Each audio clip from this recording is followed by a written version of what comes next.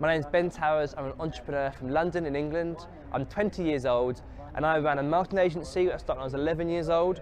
I went exited from that when I was 18 and I'm now launching a health app to try and change the health outcomes of our generation. Alongside that, I also do a lot of conference speaking.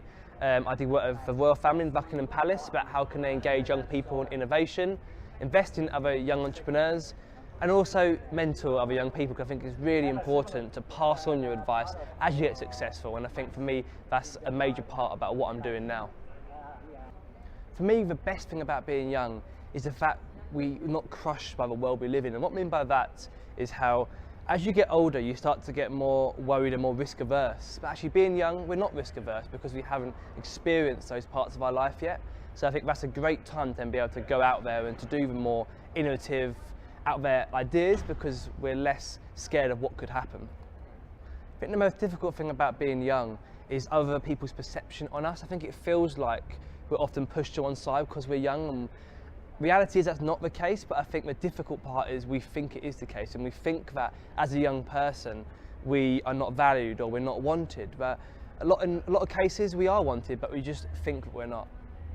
So for me, growing a company, one of the hardest things was trying to prove that as a young person, I could still do marketing campaigns for clients. So I overcame that by doing some free work for some people which were open to working with young people, and then from that, use that portfolio to get into the bigger clients who are harder to reach. I think that's, no matter where your situation is in the world or what you're doing, that's the important part, is if where you eventually want to end up, you can't get there yet, go back a few steps and make your plan of how you're going to get there. I think that's really important to do. For me, I say the biggest piece of advice is to give it a go, get out and do it. I think too often we read all these books and we look at all these websites, all these internet, and we think, oh yeah, that's nice, I'll do it eventually. The reality is you need to just go out and do it. You'll learn so much by giving it a go. And that's what I did. You know, when I was 11, starting my business, I didn't think, oh, I better go and produce a strategy, I better go and do this, I better go and do that. But I think by not doing that, it enabled me to learn a lot more. For me, one of the biggest inspirations, I'd say, over the last year, I went to India, and out there saw families and especially children who are in extreme poverty. They're in an area which, you know, for them, the fact they can eat, that is an achievement.